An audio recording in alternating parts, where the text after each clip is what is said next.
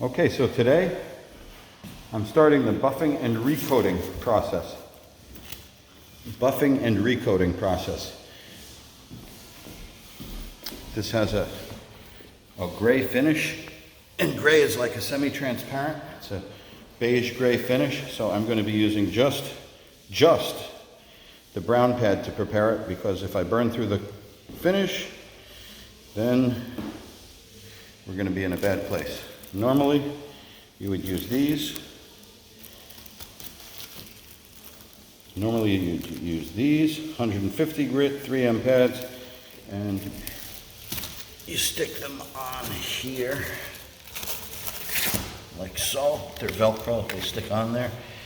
And normally you'd put those, but this is abrasive enough so that I could recoat everything. All right, let's take a little look at the areas we're doing.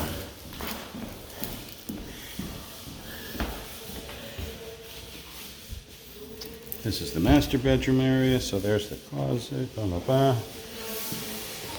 Here's the front staircase. There's a room over here. And, well, that area over the window.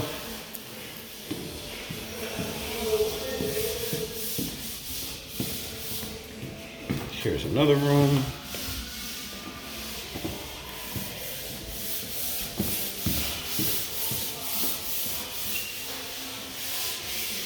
Basilio, there's more. There's more for the basement also. There's more in the basement also. Mas Escalades in the basement. Okay.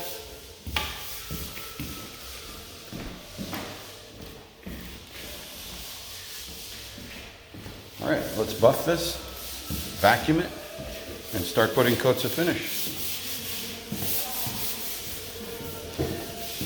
There are new homeowners, and this is a very smart maintenance process before you ever move into a home, is to buff and recoat so that you get plenty of extra years of wear. And during this process, you could also fix where bed wheels or something have scratched it. Thank goodness this place doesn't have it, but just about all places do. Especially in kids' rooms, they come flying from across the room, jump on the bed. Okay.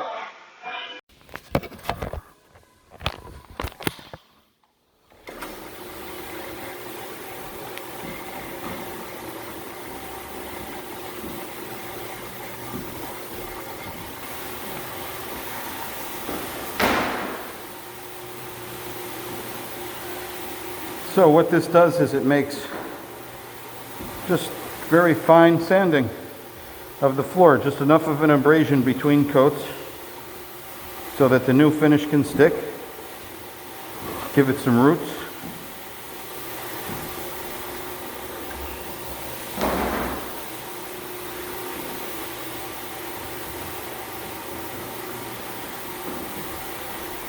And that's it. Pass it over the whole area methodically. Turn the pad over every now and then as it gets rough. Do some hand sanding when we find stuff that's bad.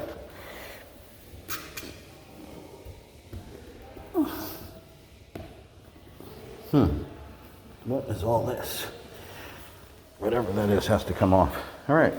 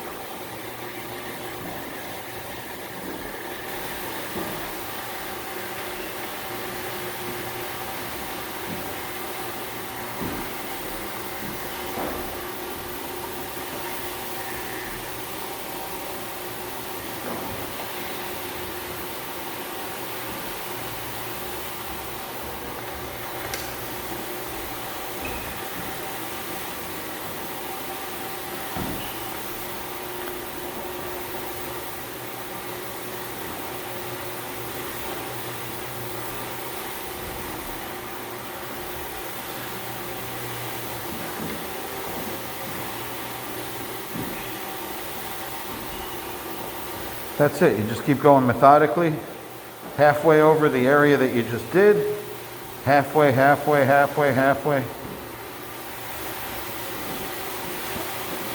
then your finish will stick much better.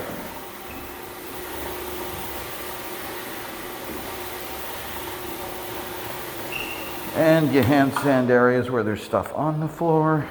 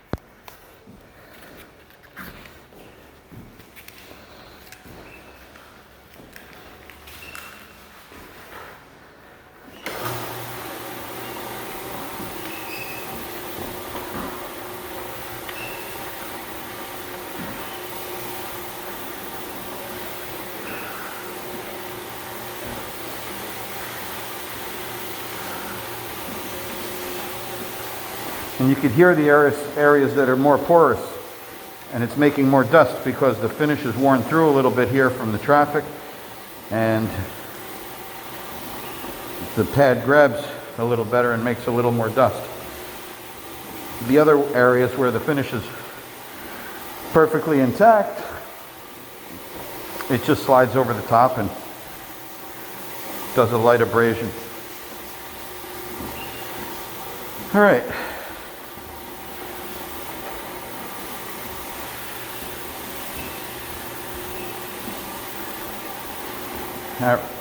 That room is done. Now it's ready for a vacuum and a cleaning with a wet towel. And check the condition of the pad.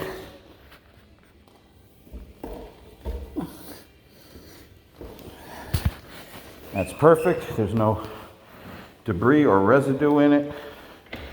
Always make sure that check your pad often, because if you get any sharp thing in your buffing pad, it could ruin the whole job. Literally put circle swirls everywhere and ruin the whole job, needing a sanding and finishing. And those are fun things that you find. That's a lesson that you learn once. People could tell you, but the only way you're going to remember is by having to resand a job because there was something in your pad and you ruined the job. So check it often. Sometimes if you have the gold tabs underneath, the little pieces of sandpaper underneath there, and you hear something weird go on and it folds over, better check it right away. Same thing with that. Your sandpaper gets messed up and folded over. Then you start putting swirls throughout the whole job. That's a bad place to be. Takes a lot of work to get to this point, and then to ruin it at that point, say goodbye to any profit you may have, and you'll be spending money most likely.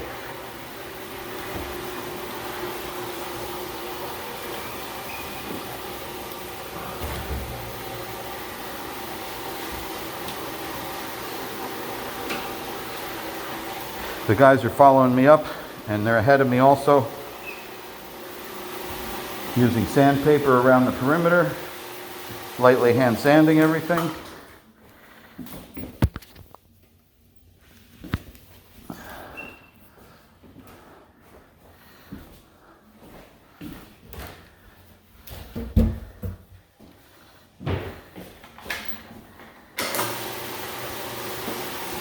When you start with a new paper or with a new pad, it's a good idea not to start in the middle of a doorway or the middle of the room. You start someplace out of the way, because sometimes you burn through the finish. And if you got to make a repair, you definitely don't want it to be right in the doorway or in the middle of a room. And you learn that the hard way also. Everything you learn well, you learn the hard way. So I've learned a lot of things real well.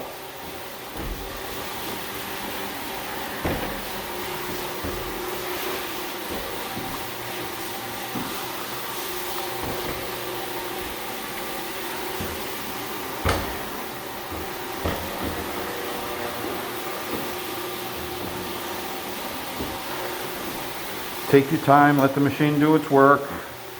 Can't just wave it around fast. Don't be in a hurry. Most importantly, don't burn through the finish. But by just using a brown pad, you're not going to burn through the finish, most likely. There's no rules. Every job is different and depends on how many coats of finish are on there.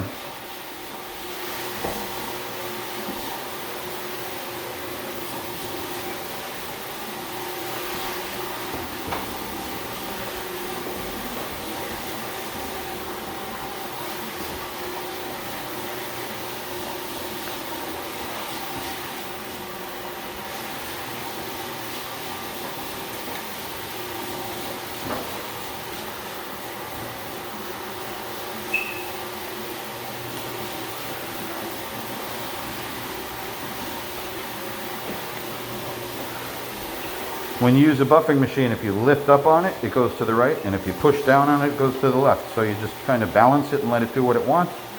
And a little tiny up and down motion is all that you need. And it's like dancing. A little bit of practice, you get the feel for it. And you learn how to dance with the buffer. And even if you're experienced with it, sometimes your cord will get hung up and force the thing down, and it'll really pull and send it flying towards a wall. But at least if you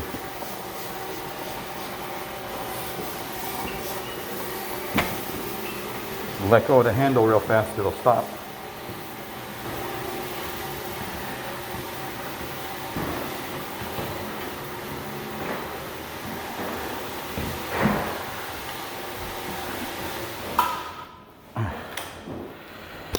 All right.